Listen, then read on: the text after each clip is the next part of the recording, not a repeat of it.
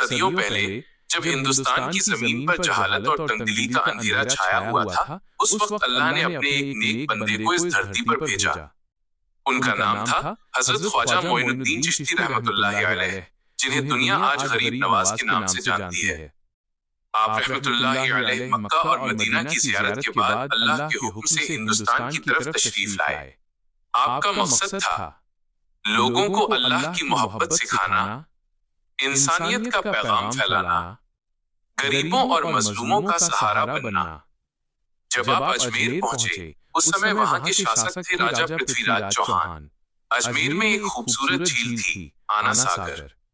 ये जगह उस दौर में राजकीय ऊंटों और जानवरों के बैठने की थी।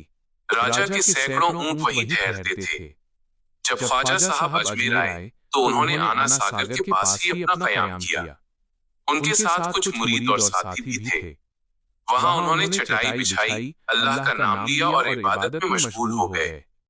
राजा पृथ्वीराज को खबर मिली कि कोई फकीर आकर उनके ऊंटों की जगह बैठ गया है।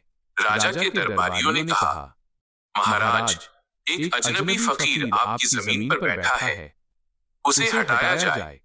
राजा ने हुक्म दिया, उसे वहां से निकाल दो, वो जगह हमारे ऊंटों की है। राजा के सिपाही आए और ख्वाजा साहब से कहा, ये जगह शाही ऊंटों की है, आप यहां से उठ जाइए।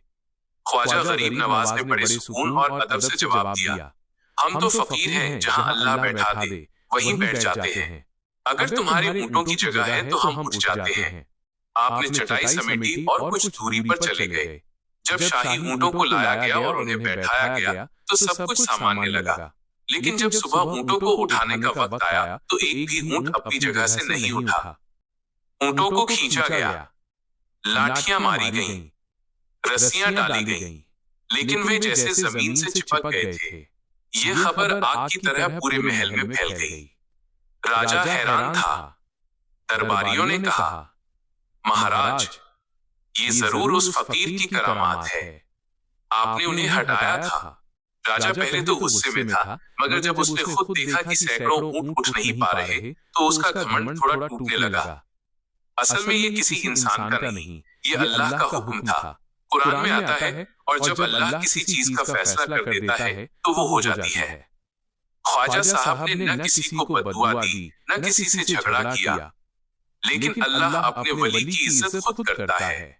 ऊंटों का जमीन से न उठना ये दिखा रहा था कि जमीन का असली मालिक राजा नहीं बल्कि अल्लाह है। आखिरकार राजा खुद ख्वाजा साहब के पास आया। उसने विनम्रता से कहा, ए फकीर, अगर ये आपकी करामात है तो हमारे ऊंटों को उठवा दीजिए। ख्वाजा गरीब नवाज ने मुस्कुराकर कहा, हमने कुछ नहीं किया, अगर अल्लाह चाहे तो ऊंट उठ जाएंगे। आपने बस इतना कहा, जाओ, ऊंट उठ जाएंगे। जब सिपाही वापस गए तो सब ऊंट आसानी से उठ खड़े हुए, जैसे कुछ हुआ ही ना हो। ये घटना सिर्फ एक चमत्कार नहीं थी, इसमें कई सबक छिपे हैं। एक, अहंकार का अंत निश्चित है। दो, अल्लाह अपने नेक बंदों की इज्जत खुद करता है। तीन, जमीन, ताकत, दौलत सब अस्थायी हैं। चार, असली ताकत सिर्फ अल्लाह के पास है। इस घटना के बाद अजमेर के लोगों के दिल बदलने लगे। लोग समझ गए कि ये कोई साधारण व्यक्ति नहीं। ख्वाजा साहब ने किसी को जबरदस्ती इस्लाम नहीं सिखाया, उन्होंने सिर्फ मोहब्बत सिखाई। भूखे को खाना दिया, प्यासे को पानी दिया, मजलूम को सहारा दिया। इसलिए लोग उन्हें कहने लगे, गरीब नवाज, गरीबों पर कृपा करने वाले।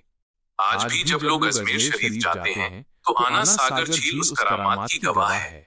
वो जमीन गवाही देती है कि जिस फकीर को हटाया गया था उसी के कारण जमीन ने ऊंटों को रोक लिया। इस्लाम हमें सिखाता है कि करामात अल्लाह की तरफ से होती है। वली अल्लाह अपनी मर्जी से कुछ नहीं करते, सब कुछ अल्लाह के हुक्म से होता है।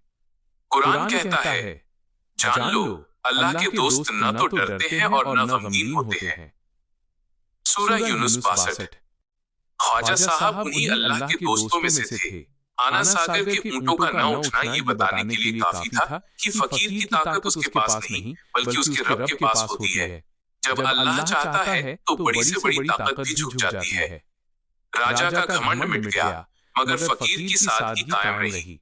ये कहानी हमें सिखाती है कि हम चाहे कितने भी ताकतवर क्यों ना हो, अगर दिल में घमंड है तो वो एक दिन टूट ही जाएगा। और अगर दिल में अल्लाह की मोहब्बत है तो सारी दुनिया भी उसका कुछ नहीं बिगाड़ सकती।